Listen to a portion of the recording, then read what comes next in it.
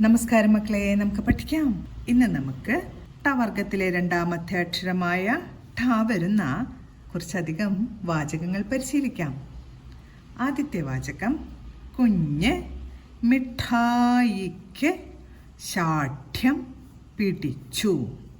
കുഞ്ഞ് മിഠായിക്ക് ശാഠ്യം പിടിച്ചു. കുഞ്ഞ് മിഠായിക്ക് ശാഠ്യം പിടിച്ചു. അടുത്ത വാചകം, ജ്യേഷ്ഠൻ പീഠത്തിൽ ഇരുന്നു.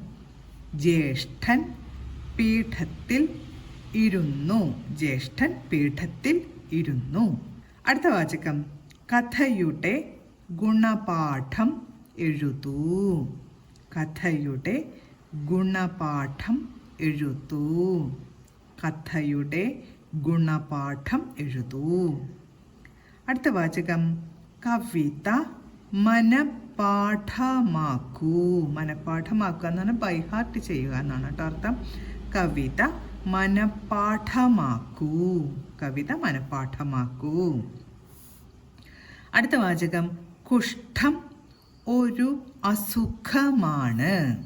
കുഷ്ഠം ഒരു അസുഖമാണ്. കുഷ്ഠം ഒരു അസുഖമാണ്. അടുത്ത വാചകം, ആരും ഉത്കണ്ഠപ്പെടരുത്. ആരും ഉത്കണ്ഠപ്പെടരുത്. ആരും ഉത്കണ്ഠപ്പെടരുത്.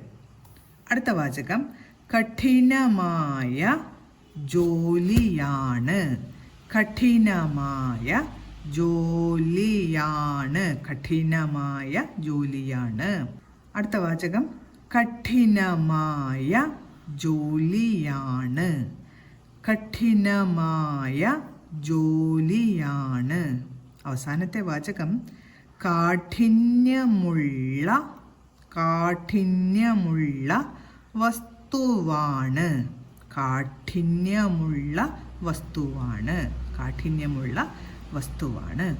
ഇന്ന് നമ്മൾ പഠിച്ച എല്ലാ വാചകങ്ങളും പറഞ്ഞുകൊണ്ട് എഴുതി പഠിക്കാൻ ശ്രമിക്കണം. അടുത്ത ക്ലാസ്സിൽ കാണാം മക്കളെ. നമസ്കാരം.